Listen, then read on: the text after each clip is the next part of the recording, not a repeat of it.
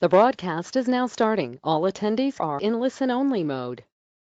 Hello, everyone, and good afternoon. Yeah, to the whole coast or the U.S. Sometimes I get confused on whether it's morning in some places, but good afternoon to everyone, and thanks for joining our webinar. This is AdTaxi's first webinar for 2020, and of course, we're going to focus on this year. A lot of times we hear people talking about trends. We've got 5 trends for 2020, and we've got 10 trends that are coming up. We kind of stepped away from the word trends because we're going to talk about some obvious things that are going on. We're not going to talk about what might be trending. We're going to really try to bring it into focus and give you some tactical and some action items that you can really take with that, and some things that we think 2020 is going to be where we could focus. I kind of laughed going back to that trend, saying I just saw a report on we're going to talk about UK digital trends and be privacy and Brexit. It's like, well, I wouldn't necessarily call that a trend. So, and then what we're also going to try to do with bringing this into focus is reduce some of the clutter out there. Digital marketing is so complex, and we keep getting inundated with things like that. So we're just really going to kind of cull it down and allow us to focus on a couple things on where we think, strategy should be in place. I just saw another webinar on, and the subtitle is how marketers can move from chaos to clarity. So we're going to try to help with that as well. Without further ado, my slide with Advance. On the line with me, I am super excited to have Maria Coleman. Maria is our marketing content manager. So she really has a pulse of just kind of everything that's going on. She's kind of reviewing all the information in digital, writing about that. But what I really love about Maria and what she brings to the table, what she brings to this webinar, is she's been with AdTaxi for quite a while, I think 7 years. So, but she's pulled the operational levers. She's worked with clients on campaigns. She's pulled the levers for them. And so she really knows that back end of what a client needs. How can we help on that? How's this campaign going to improve? So she brings a wealth of knowledge in that. So Maria, I welcome you to the call. Thank you. Glad to be here. Good to hear your voice. And the voice that you're hearing is Bob Batchelor. I am the Director of Customer Experience, and I probably dabble a lot, maybe too much in product marketing, so I have a good pulse on our product set, how we're helping customers. Been in the industry for quite some time before Facebook launched. I think what I'm really just trying to say sometimes with that is I'm getting old. No. But I love the digital marketing space. It's always changing. It's keeping things fresh. This webinar, I hope, is a pleasure for you. It's a pleasure for us to give this, and you get some good actions items out of this in this ever-changing world of digital marketing. So what are we going to talk about for 2020? Bob, you sat there and hammered that you're not going to talk about trends. So what are you going to talk about? Well, we're going to talk about the start of this decade, what we're going to see for this year. Some interesting stuff that's going to change media. Streaming, we're going to focus really on CTV and programmatic audio, what's going on in that space where we see some opportunities. Social media, I know everybody talks about social, but it's evolving so rapidly, and within platforms things are changing, and then we're getting new platforms or new apps, so it's starting to fragment even more. And then what's going on with e-commerce, seeing a lot of shifts there, people trying to grab some share there, some people that own a lot of share, that you know what I'm talking about. And then privacy, we gave a presentation, I think it was early December, on that. We're just going to touch on it, but it's here, it's now, it's not a trend, it's here. So I'm going to touch on that as well. Maria, you want to add any color to any of these? We good? No, I think you really covered everything. And like you said, we really want to talk about just what we're seeing in these spaces and just where you can focus your efforts, because there is so much going on. So thanks. Go. All right. So 2020 events that are going to be happening. We are going to have a gold medal summer. And it's funny, I just read that you're going to see Frito-Lay talking about and using the word Super Bowl because they have the rights to it. I don't have the rights to this gold medal event that's going to happen, so I didn't put in the word Olympics. I'll say it, but I didn't put in the term. We also have a 2020 election coming up, if you haven't noticed by now. And again, which I'm kind of upset about because this year wasn't the greatest. We're going to have another shortened holiday season, so I add a little stress on that. And then we're going to talk about, if you're someone that needs to market in that, how we're going to take advantage of it.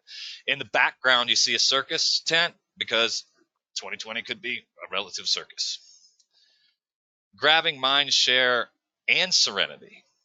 Again, when we talk about trademarks, copyright laws, what I really wanted to do was put an image of Seinfeld, of George Costanza's dad's going, "Serenity now," because I think we're all going to be doing it after this year, especially on the election front.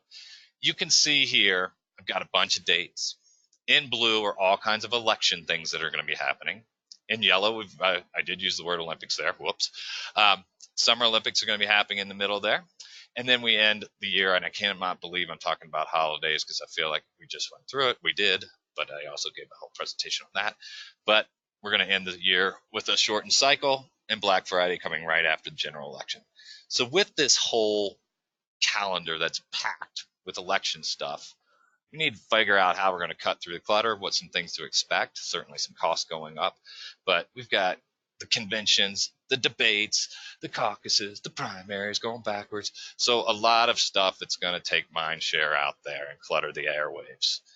Just to kind of give a perspective, and we're going to just to give a little bit of information. Some of the slides I'm going to go through real fast, probably some of the stats ones, just to give you a flavor, and then we're going to get into more tactical things, actionable insights. So give you a little flavor, 20 to 30% they're projecting to spend in digital video, with about $6 billion to $10 billion projections on the federal campaign level. So a lot of money pumping into digital video. Spot TV, what I want to talk about here is as we start moving towards November 3rd, Election Day, which is the 42 to 45 week is how they look at this. This is from Kantar. You're going to see non-political ads start to move away from TV, or they're going to be pushing them out. And all of a sudden, the airwaves are going to be more cluttered with political. We know that, but here it is. But the TV companies, they want to continue to promote themselves, so that's why you see the 17% consistently through that. And this was flipping back to 2016, what happened there. This I found interesting. It's kind of when you put your finger in the air, get a feel for a pulse. This one, company Throughline, Throughline, the company, educational category. This is what they saw in 2006 for them. Early in the year, they were killing it on Facebook on their CPC, and all of a sudden, as the election comes up, expect your CPC to go up. And theirs even coming through December, going into the holidays. So another flashback, and this is where we're kind of seeing things, projecting costs are certainly going to go up if they're not up already. Because this one is a flash of January to June of 2019. So last year, 6-month period. There's Facebook spending out the yin yang. Pardon my language. I was going to throw something out in there. But $17 million by Trump, $6 million by Bernie. Oh, my gosh. It's already getting cluttered in there. And certainly it's that early pre-election part is a great time to start drawing volunteers, getting organizing things, raising funds. So a great place to put that. So you're probably already seeing a lot of clutter out there and some rate increases. I touched on the Olympics. So that's going to take 2 weeks. So this gold rush of media going out there and that, we're going to get cluttered. Hopefully, though, it's all positive in that realm, that we're going to hear about more gold medals. Twitter's going to blast out with how great the Olympics are. Facebook will be exploding. So all good information on that side, or some fun things. But then, we walk out of that. Then we have the election day, and a short cycle from election day to Black Friday, 23 days. So with that, when you think back, and I'm just going to flip back their slides, you go back to here, where am I going to put my ads? Where can I spend throughout this to get my exposure out there, especially with this 23 days of shortness to try to capture people's attention on Black Friday?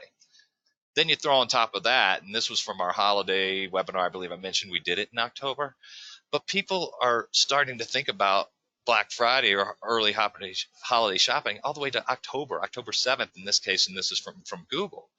So good gosh, now people are thinking about that. Now I got to cut through all this election nonsense, and how do I cut through all this? So here's a couple of our recommendations based on this and where we're looking at 2020.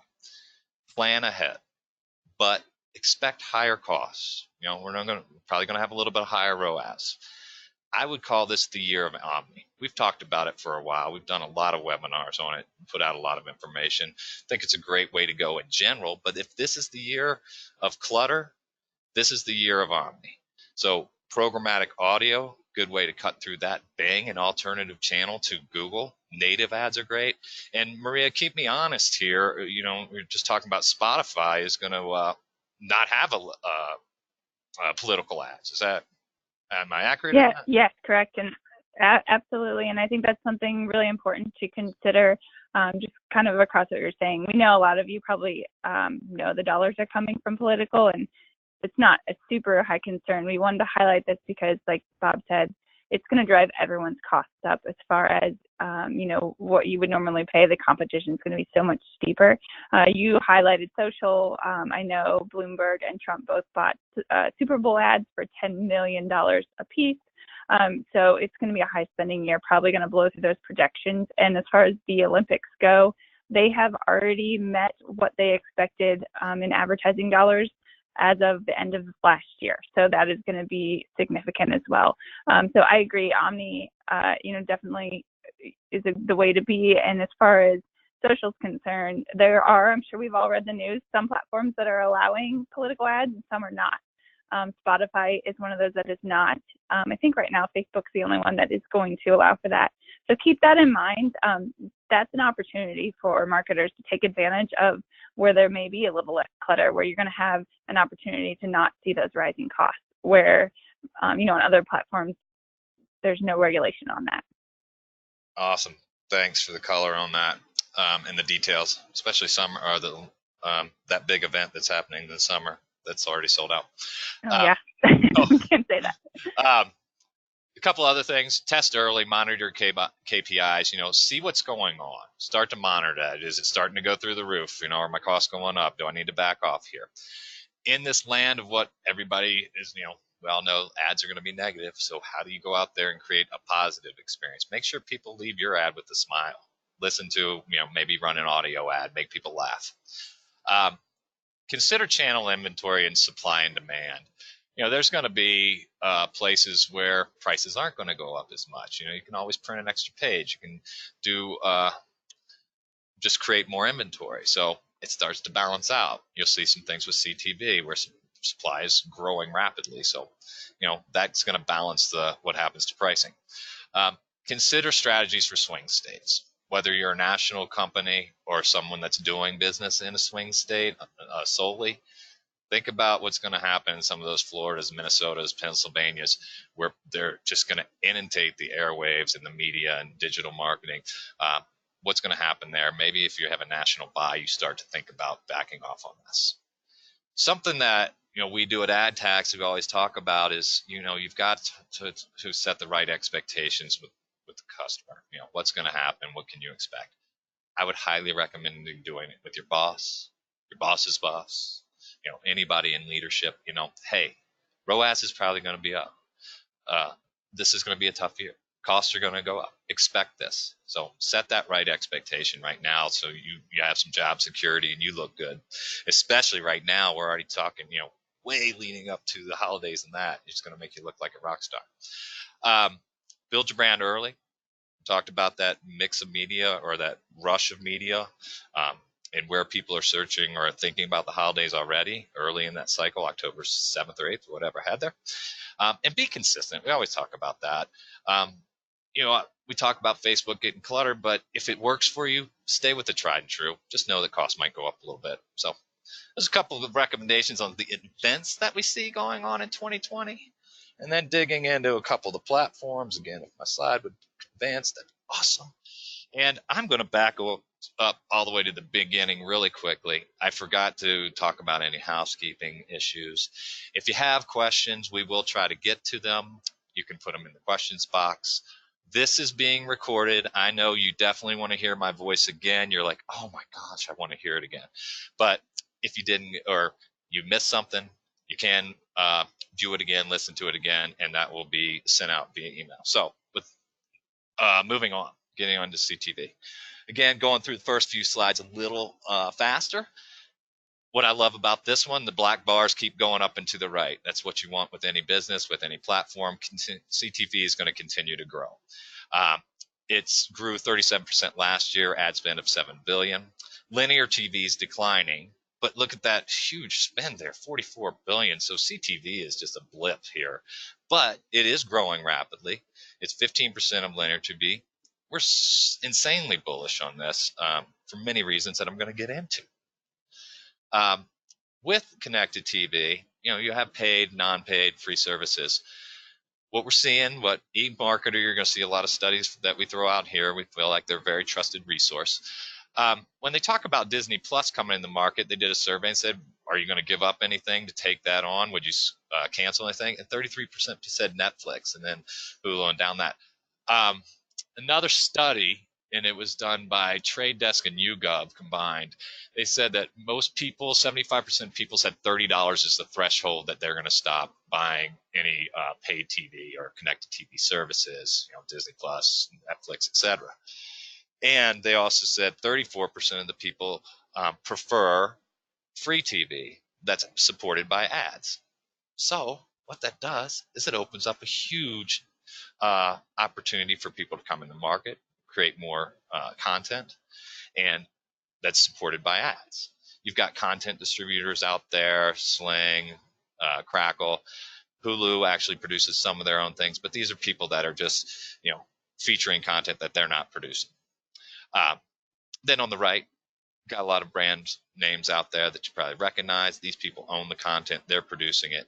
These are all platforms that you can get connected TV ads on. So a huge inventory on there.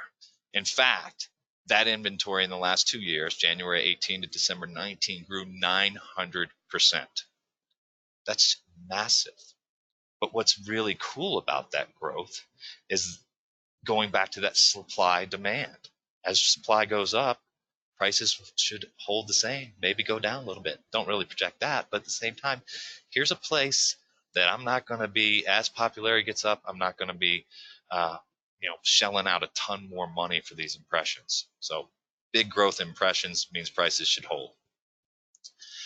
TV's impact, you've got all the sight, sound to create emotion. You've got those great benefits, but with digital precision. Digital metrics, I'm going to put that on the back burner. We're going to get to it in the next slide. Audience development and retargeting. What I love about CTV, anything that's in the programmatic space, audio, is that we're going after the audience that we want to target them. We're not going after, or what I hear a lot is, well, I want to be on that show, and I want to be on CBS, and I want to be on that and that. This is different. No, it's I want to be in front of a tennis player. That's who I want to be in front of. So we're going to get you there. Doesn't matter what they're watching. We can start targeting that way, and then retargeting them. Super benefit. So they've seen the ad. We can retarget on other platforms. This is a little bit off the range, but live event targeting. If you've got sports fans, you want to go after tennis, there's an opportunity to target on live events. So pretty cool stuff. Now, when I talk about those digital metrics, this is one I think I'm certainly not the only person out there, but a lot of things I read out there when they start talking about CTV as well, the metrics don't match cable TV and this Nielsen on cable, and I can't really match that, and Nielsen needs to come up, and they're all talking about how CTV doesn't match regular TV. I look at it differently, and I look at the left-hand side when we're saying CTV is a digital platform. It's ordered through we order it through the Trade Desk. Other people order it through other DSPs. There's plenty out there. But all this sits under, connected TV, display, native, pre-roll, digital audio. So they're all ordered under the same platform, going for the audiences, seeing your metrics. All those things are digital related and have been for years. CTV is just layered in here. So when we talk about connecting data or metrics, I find it much better when we talking about social and searching and how that all integrates, how it plays into your website. What are those metrics that I care about? Real metrics on how I could get from someone CTV all the way to conversion point, not did I see a bunch of share in the market when I did my regular cable TV. So I bounce it up to something else. Why a lot of people in the marketplace, if you start reading about it, say it's still a shortfall on how the metrics is. I think it's phenomenal, but I'm maybe one out there in a different stratosphere. So enough with that one. We talked about supply, helping with price. What I like about CTV also is that it's a chance to be authentic, and this is a kind of a big buzzword. If I was going to say trends, this is one that's there. The production quality of this doesn't have to be that TV level $15,000 ad spend or creation spend. You can get good quality video done for hundreds of dollars, $300, $500. Is it that level? No, but is it going to show your brand in a good light, in a professional light, on an inventory that's being seen? Yes. Still in its infancy, growing. I think I talked about that enough on that side with CTV. Maria, you got anything to add on that side as I just kind of babbled on for a while? No, I think that's great. And I think one thing to consider with CTV too is view through. I mean, you're talking about people are seeing these, they're obviously not going to click on the TV. So they're coming to your site through other channels. So there's so much more that goes into CTV than just getting targeted or just getting to the audience. It's definitely boosting your other campaigns. You can retarget based on those CTV ads in other ways. And so there's other ways to reach your audiences. Yeah, and I'm about to talk about programmatic audio, but both on that metrics when you're talking about the view throughs, you could see how many people viewed it all the way through. How many times did we put that ad in front of them? The frequency of that. You can start doing recency. I want to serve it every 3 days, or maybe I want to serve it 5 times this day and back off after that. So all those kind of attributes that lend to that digital platform and running it on that side. So now, talk about CTV. Now let's talk about streaming audio. This one, again, I'm going to fly through the first part of this. But now digital audio 2020 has surpassed radio listening. Pretty cool. Different platform. Nice transportable platform on your mobile phone. This one I thought was pretty interesting. You got audio listening topping social networking.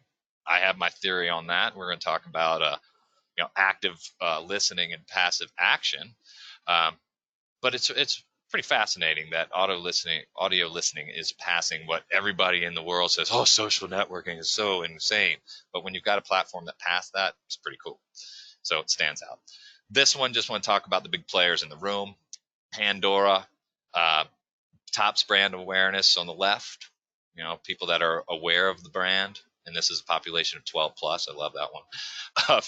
And then on the right, though, we start talking about the listening habits and people that listened in the last month. You can see Pandora from 17 to 19 is actually declining a little bit. And then you see Spotify, people talk about it all the time, it's growing tremendously. Well, just a hey, nice to have, good to see, cool information. Audience is growing. That's why we're talking about it. Time listening is growing. And then what I like, and I look at some of the social platforms that we'll talk about is, hey, that platform, and I won't name a name, is great. Well, yeah, if you want to reach people with no money, that's a great platform. But with digital audio, you've got the 25 to 54-year-olds, 74% of the people listen. So you've got a sweet spot, what I consider a sweet spot of discretionary income. People that have the money can buy your product and do the things that you want them to do. So you're reaching a great audience. Talked about digital metrics. Here you can find, did they listen to your ad? How many times did they listen to it? How many times do you want to serve it through that? View through metrics, which Maria alluded to for CTV. And if you're not, I'm just going to digress for a minute. If you're not familiar with view through, it means they listen to your ad, especially on audio and CTV. It's a lot different than just display. Display might be they saw your ad, they didn't click, they didn't do any action, but they went to your website, and we can measure that. So they heard your ad, we know they came to your website. They saw the CTV, they came to your website. Audience development, some of the things there is a little bit different. That is kind of cool. Is Spotify just talked about, if they have ways of doing, is it the morning workout, or are they cooking in the afternoon, in the evening? So you can start targeting some events on that side. Also genres of music, maybe that your audience likes to listen to this type of music. You want to target that way, you can do it. It's pretty cool in that sense. And yeah, then, Bob, just to kind of add, ahead. Bob, just to kind of add to that, targeting I think is a big thing. The dollars are coming in, so they're getting better at what they're doing to help advertisers. I would say Spotify in particular, their Spotify free, like you were talking about, they're able to target people based on activities they're doing.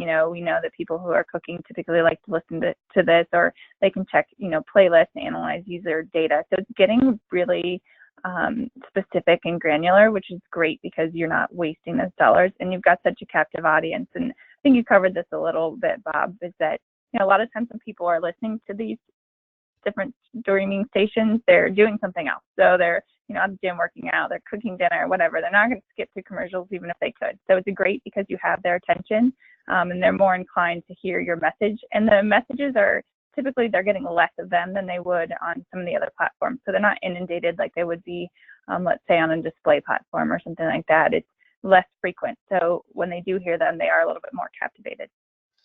Right. So, yeah, I flipped the slide because you just nailed the point on what I call kind of active listening with passive action. I mean, I often sit around the house and do play air vacuum cleaner. But the great thing about the audio is you can have it in the background. You're still going to hear the ads, but you can do other things. And that's probably why you see audio above the social media and listening time and engagement on that, because it's you can do it anywhere. I flipped back because I did skip over the part of it. These ads are non-skippable, but they do. Some of them come with banners. I give that as a throwaway. It's kind of a bonus play. They come with banners, but people are they're out playing their vacuum cleaner, according to this person, and they're not looking at the banners on that in that regard. But then the other thing, connectivity. Bluetooth is everywhere. It's everything. I get in my car. Well, maybe I don't because my car is a little bit older, but many of the cars nowadays, and even a couple of years older, have Pandora already loaded, Spotify, different digital platforms. I did actually buy a new home theater receiver, and that already had Bluetooth in it. So now I can connect my Pandora right to it. So it's everywhere. I mean, and smart speakers, we're not even going to talk about these, but you can connect programmatic audio there as well, or just audio. Programmatic is the buying process. Again, in its infancy, growing inventory, great place. That's why we're talking about it in 2020.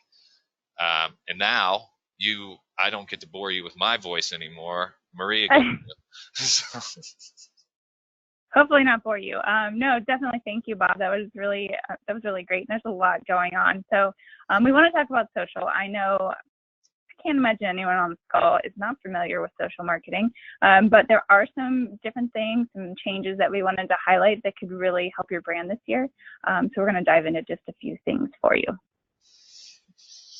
So you can see users continue to grow. That's no surprise. As we get new platforms, they reach different audiences. There's different interests based on age. We kind of talk about a shift of users too. And we'll kind of get into this, I think, in the next slide, where people are shifting depending on their age group. They may be more inclined to use one platform versus another. That actually can be a plus for a marketer. That already narrows down your targeting without having to do much. You already know kind of what your demo is, and you're able to tailor your message to meet those people. So you can look here, they're spending more time on social media. Bob and I were discussing just how much time people are on social media, and it's not going down. Some of us could probably stand to use a little less, but it is definitely becoming just kind of a norm of everyone's life. So they are on there, and as a marketer, it's a great way to get in front of people and maybe a less invasive way. Ad revenue, again, just goes hand in hand as people are still on these platforms, and as we're getting more options, the amount of ad revenue is going to continue to grow, and you're going to continue to see more opportunities. So that's definitely not going away. But we do see that Facebook is feeling a little bit of heat right now. And I think a lot of this has to do with just kind of the spotlight has been on them this year, the last few years, but definitely 2019, they got a lot of heat. So I think that may have a little bit to do with it as far as, what's going on. People are learning a little bit more about tracking and data and things like that. And honestly, the Facebook demographic skews a little older now. So a lot of it is parents or grandparents wanting to share those, grandchildren pictures, things like that. So it is kind of going that direction. However, as a marketer, that doesn't mean, this is not worth your time and your focus anymore. That just means you already know who is kind of on that category. And there's also a lot of great ways that you can get in front of them and keep them interested in what's going on. This again just breaks out a real quick snapshot or demo. One thing I think it might be a little misleading is some of these, like Snapchat specifically, we are a partner with Snapchat. It does skew younger. I don't think that's a surprise, but I do know I have worked with them on some other presentations, and it's really interesting that they have a pretty high demographic. You can see that 25 to 34. That's typically moms trying to figure out what their children are doing on Snapchat, following them to make sure they're not putting things out there that maybe are a bad idea. Same thing with Instagram. You are getting a lot of that mom group. Maybe they're checking on their children. They are sharing recipes, learning, new exercises to stay, take care of yourself, things like that. So this is not 100%. This is just kind of where we see it fall, but there's a lot of opportunity with this information. Yeah, you're the target market there. I know, busy moms, young children, tired. Cooking. Yes. Where we see opportunities for social, I think, again, it's just there's other platforms. You may have done display for a long time, search, just kind of the basics that most marketers do. Social, I think, has had more, has been just a little intimidating to people, and I think it's because there's just more going on. It is a great way to reach these audiences. There are so many targeting opportunities, and I will say, a few interesting things. Facebook, people are giving you so much information just by what they like, where they live, just, the profiles they fill out or the things that they follow, just their activity on the site. It's a great way to get in front of these people. We've got really granular ways to target them. The other thing with like a Snapchat, I can't remember off the top of my head, but the percentage of people who share their location, I know is I want to say around 90%. That may be on the high end, but it's pretty high. So people are giving that information when they're just doing the normal action on these platforms. So right there, just having that is a great additional way to target people. Video, we talked about, is compelling. And I think a lot of it has to do with time. People are interested in watching a quick video. It's compelling, it's interesting. And then one thing we've talked about before too is it's a really great way to be authentic, especially if you're, using this platform to market to people. They don't expect clean, perfect, they expect it to be a little bit more authentic, sometimes even a little rougher. There's a lot of influencers who are doing video marketing for brands and things like that. So it is definitely a much more opportunity in that space. And that kind of goes with stories too. It gives you that authenticity. It can be simple. You can repurpose some of your other content from other platforms that you may use.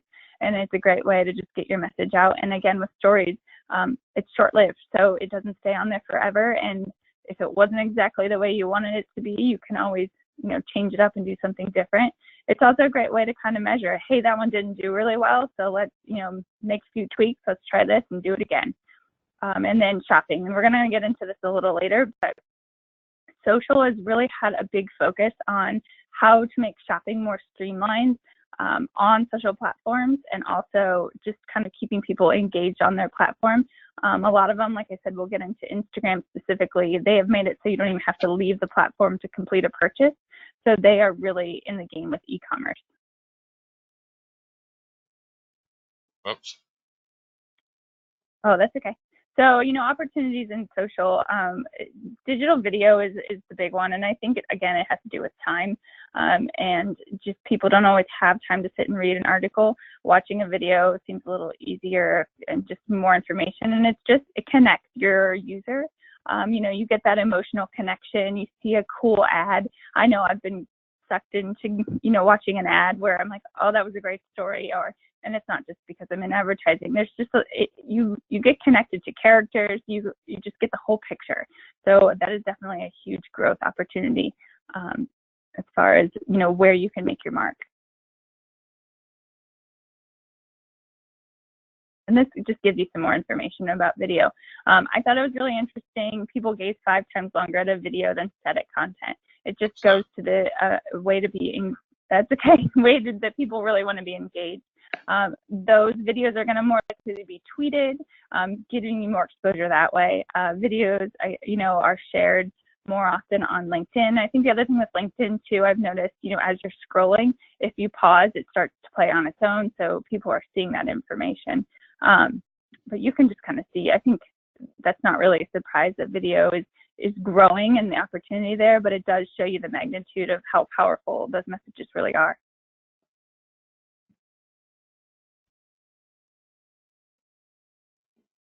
My computer seems to want to click on its own. That's okay. Thank you, Bob. It's a Bob is driving today, so we didn't have any glitches. But and so we just wanted to give you a snapshot of what this would look like on, let's say, Instagram. There are a lot of opportunities, and you can see these stories are very engaging, and you can see there's a huge growth potential there. It's predicted by Facebook that stories will surpass feeds as the primary way for people to share information. I have noticed people just like to share. They like to talk and they like to get all that information out there. That's not surprising to anyone. I personally have seen more video content, and I do think it's just a more compelling way. People feel like they're part of the story. And especially if you're doing a series or something like that, they want to find out what happens next. So I do think that it's just going to continue to grow based on the information we've seen. So why we like stories for 2020, again, massive growth. It's easy to create stories that are authentic, doesn't have to be perfect. And you can usually repurpose something that you already have. You can easily distribute one creative on several platforms. It doesn't take a lot of adjustments there. And it's also, one thing, like we said, it's just disappearing. So if your content will only be up there for a certain amount of time and then you can refresh. But I think that's a great way to test things. You could figure out what you need to do to get people to take action in that short amount of time, and you can make quick adjustments on that. And then, like I said, build authentic relationships. I know there are, like Bob said, cooking is something I like to do, and there are cooking bloggers, and I'm always, I feel like I tell my husband, this is my friend Gabby who cooks. I do not know this person, but you become invested into what they're doing and how you're utilizing their messages or recipes or whatever it is. And, I don't think that is abnormal for, brands as well. You're definitely interested to see what comes next.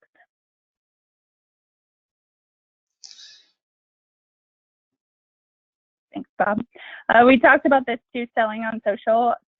Instagram is making it super easy to buy within the platform. Now, before you could click on a product, they would show you, carousel ads and things like that. It would click out onto the website.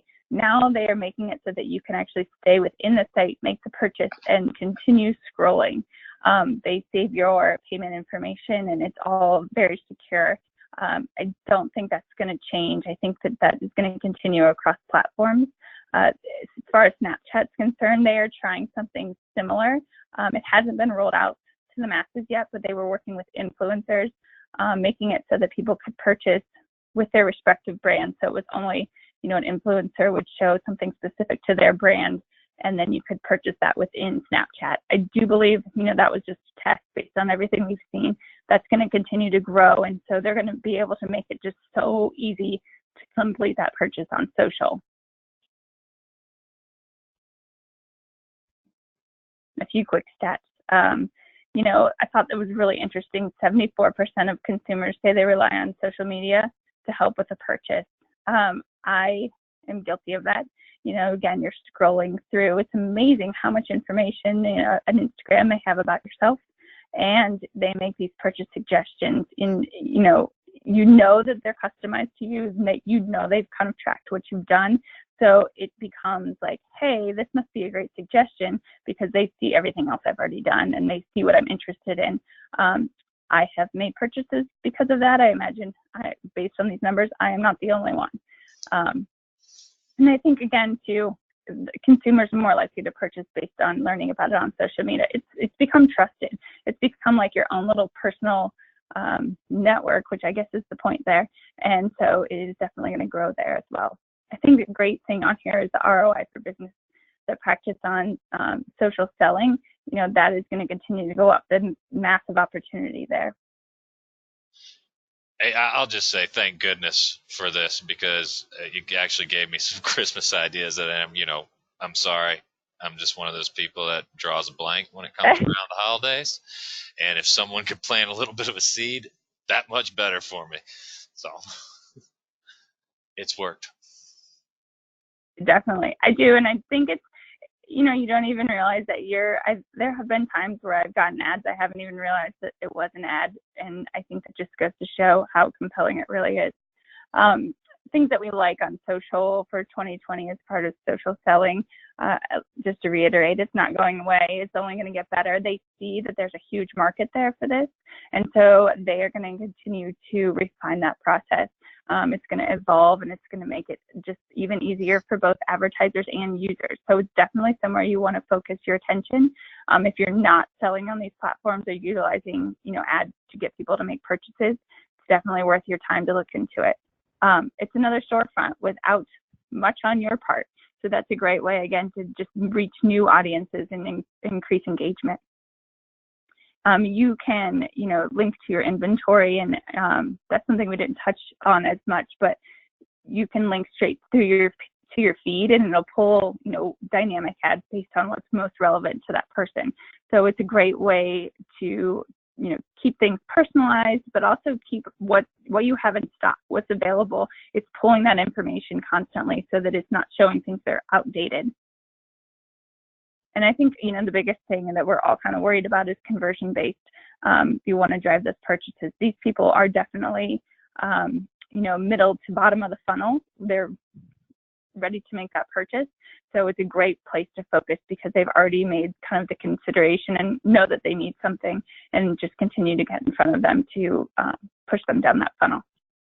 Yeah, this is the one where I'm going to show my age a little bit. But way back in the day when websites were kind of going on, and they were, the new fresh thing, the big selling point was, this is an extension of your store. This is another storefront. Well, that selling point also came with, $3,000-$5,000 costs, sometimes upper than that back in those days. But here's a chance to open a storefront for super cheap. So compared to what it was to open another storefront with that website, here's a chance for this social channel that's super affordable and allows you to be competitive and just have another opportunity to sell products. So. And I think people honestly think it's suspicious when you don't have one on social. It's not just about the storefront. It's also about people can give you reviews. If you have a great product, they are boosting your brand for you. You're not doing much. They're on there saying, hey, I had a great experience with this, and that goes so far. And, Bob said, of course, I have children, so, that goes a long way with me. There's a million products for kids. Hearing other moms give that kind of testimonial, it gains my confidence and my interest, and that can, transcend across all different kinds of products. E-commerce, this is really interesting. We dove into kind of what's going on and how it's changing. E-commerce is obviously part of, I would say, everyone's life, especially as we just got through Christmas. The economy is booming, no matter what you think about politics and how crazy it is right now.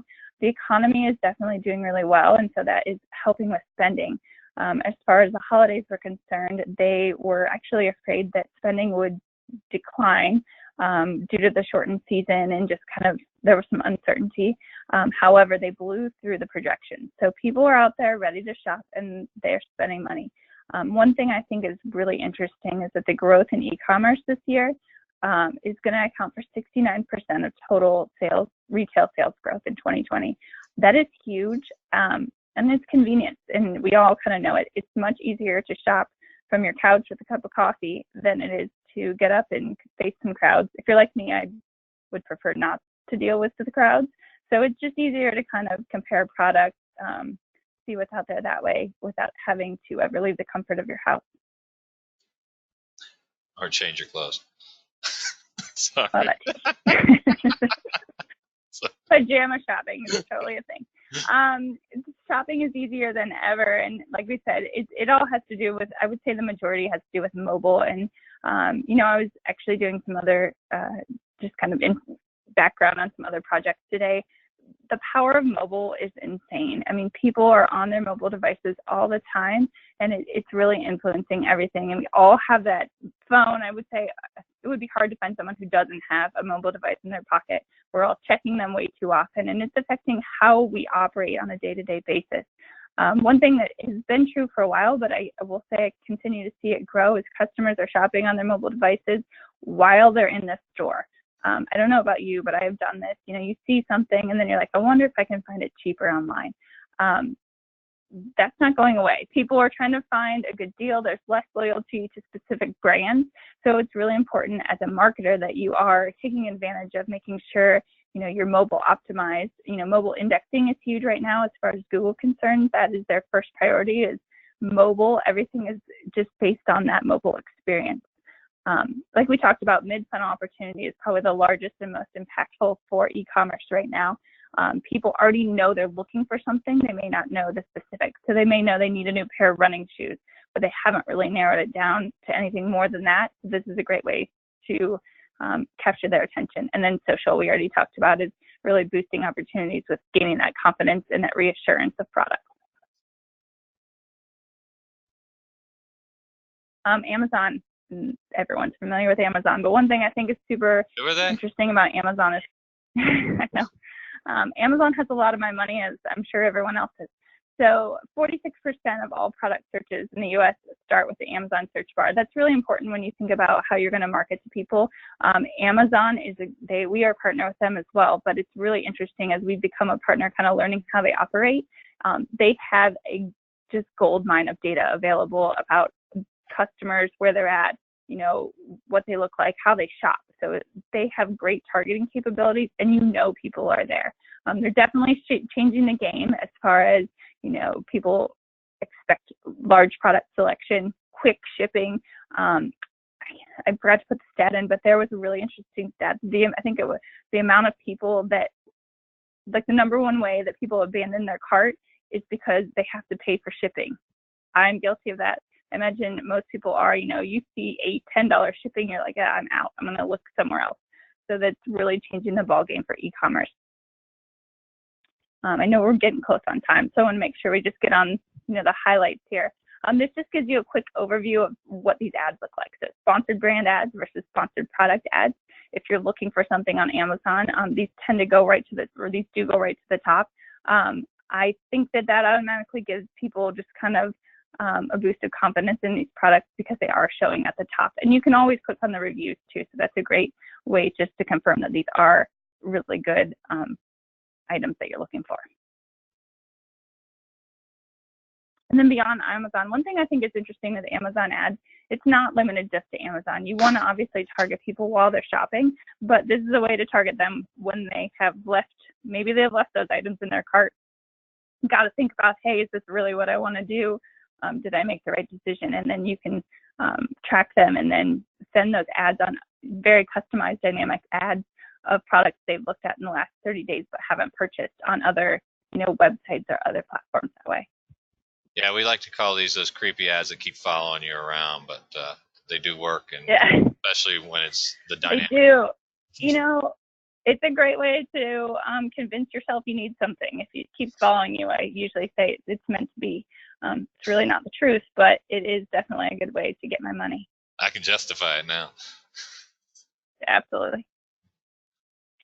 And Google, we want to talk a little bit about them because obviously they're the big player in the room. We're talking about Amazon because they are slowly sneaking up on and just stealing a little bit of that search share year by year. But Google is obviously still going to be the big player, and it's going to continue that way.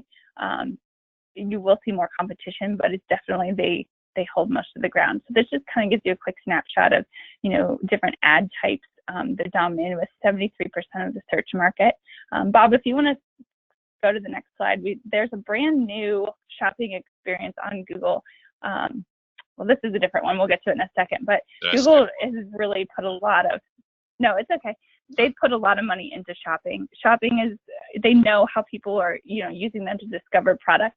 These are just some great examples of different things where they're showing you how to buy items. You can purchase it right there online in nearby store for pickup or directly from a retailer, and then you can also get price alerts.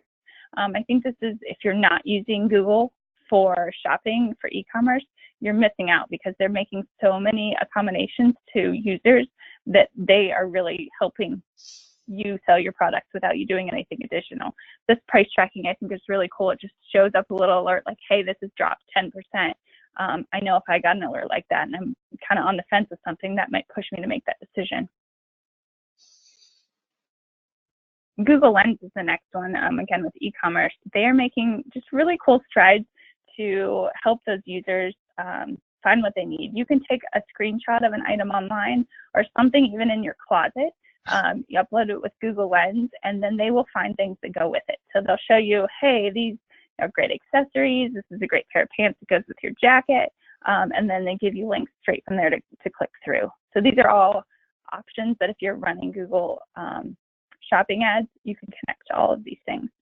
Yeah, anytime I do that, they always say this product was discontinued 15 years ago. You get a clue. So. Well, that happens too. Maybe they'll give you the updated version. I don't know what the 90s are coming back again. So yeah, you maybe in style. There you go.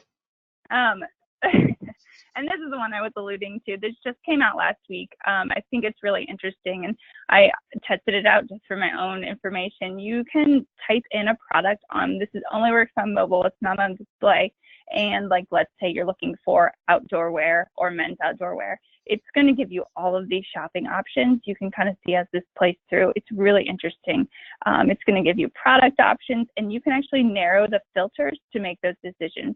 Again, this is all available for people who are running those Google shopping ads. It's going to show you popular products. It's going to show you reviews. It's going to let you purchase straight from here.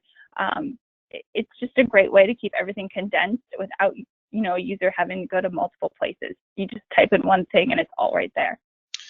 Yeah, you can see Maria takes the cool slides. She gets these the cool ones.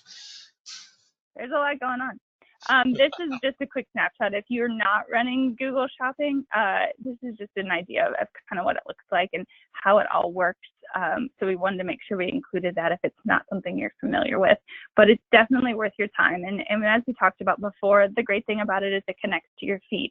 So if your feed is current, which it should be, it'll automatically adjust pricing. It'll automatically adjust inventory based on what your feed is showing. So that gives it the ability to show things dynamically to customers based on their history, just by pulling that information in.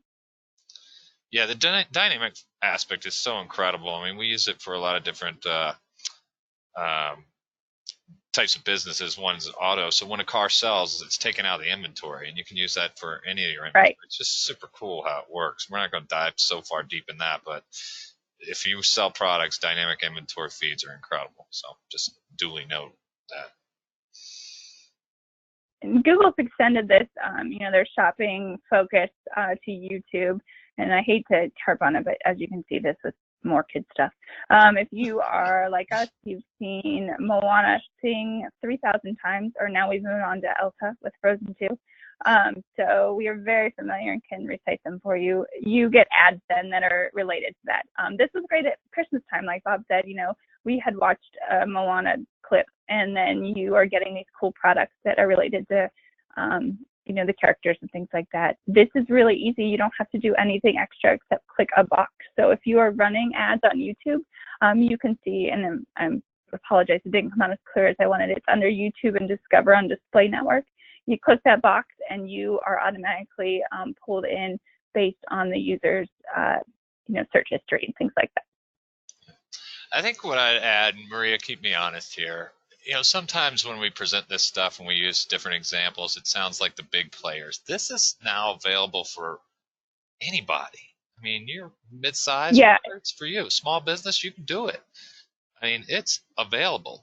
We're not talking about big, huge box spending exorbitant cash here. I think this gives YouTube a little bit more credibility in e-commerce too. I don't know exactly why they went this route, but I would imagine it's because for so long YouTube ads were more about view-throughs. People are not typically going to stop watching a video and click through to buy a product. That doesn't make sense.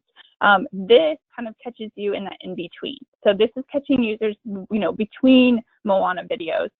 You're seeing things that you can shop for and you don't have to stop what you're doing. So I do think this will probably is going to grow for them because it is a great way to capture an audience in a different way. Awesome. And again, in the nature of time, we'll just kind of hit on this. This just gives you a quick look at the snapshot of Instagram shopping. You can see the stats on the left. People want to shop on social. As we all know, they're there more time than they probably admit. So the amount of users there are huge. One thing that we don't touch on too much, but I think it's interesting is that 83% of Pinterest users have made a purchase based on the brand content from Pinterest. We recently bought a new house. I'm looking for ideas to decorate, and I have made purchases straight from there because it's so easy. You found what you want. You don't want to go somewhere else and buy it. You just keep on clicking through and you can continue to make that purchase. We're just making it as easy as possible, which is great for users. Yeah, and great for brands because it gives you opportunity. Yeah, we are bouncing on time, but I just want to throw it in there, and you alluded to it. A lot of people think about social as that mid-funnel stuff. Now that this conversion base, we've always been able to measure conversions and how it flows through, but now being able to do it in the app is just incredible. Whoops. All right. That's okay. Privacy. We have 2 minutes. Yeah. And I gave a We can make it quick. Yeah, we're going to make it quick. If you're not familiar with this, if this isn't banging on your email every day practically, get with us. So, well, we had a webinar. Yeah. We did a webinar in December. CCPA, California Consumer Privacy Act, was enacted January 1st. It's not going to be enforced till July 1st. The Attorney General is going to be watching it, looking at it, seeing what's going on. And so we're watching it too. We want to see how many people are opting out. What's it going to do to our audience targeting? What's it going to do with our audience pool and the cost? So big thing here is if you feel a little wishy-washy, don't feel alone. Nobody's 100% on what's going on out here, how they're going to enforce it, what's going on. I've seen a lot of changes in people's websites. You probably are too, making sure that, hey, we drop cookies, we do this. So are you going to accept it or are you not? So those are the kind of changes that are going to happen. We believe privacy is great for business. People are going to trust these businesses more. If you're doing that, you put it out there, make it clean, it's good for business. I'm going to skip over this, but getting creative on how you can be a little bit more effective. I want to be cognizant of everybody's time. And then just wrap up. We talked about 2020 being the year of events with the election, the big event that's going to happen in the summer, a short holiday season, video, CTV, all the good reasons for doing that. Maria really did a great job with social media, how it's evolving, some of the aspects of video, social selling, and stories within that. The shifting tide of e-commerce. It's not all about Amazon anymore. There's different ways to get out there to avoid, to not take margin hits when you put products out there. And we kind of glossed over privacy regulation. Maria, you want to drive any point home before we check out? I did. And we didn't have much time to talk about privacy. I led that webinar, so that one is actually something I've learned so much about. I do want to tell people, don't be afraid. I think the big thing is, everyone is thinking, what are we going to do? All of all this great data out there. Can we still access it? There are going to be ways, that you can still target people. Google, this is their business, is advertising. They're not just going to say, oh, okay, they're going to make adjustments. They're going to make sure that they're still helping you. I know they're making changes to contextual targeting.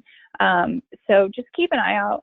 We're actually planning on doing just kind of an updated review of what's going on, probably spring to summer, to try to help you keep updated with all the new information. Privacy is not limited to California either. We're seeing a lot of other states come up with these new privacy regulations that are actually stricter. So, now is a great time to keep that in your mind. Hey, we need to focus on how we're going to adjust. Awesome.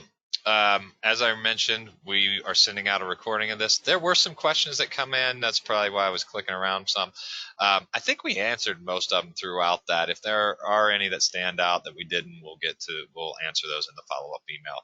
Thank you so much for joining us. Sorry about running a little bit over time. Hope this was very helpful for you. The contact information is right here. It will also be in the follow-up email. So thanks to everyone for joining us.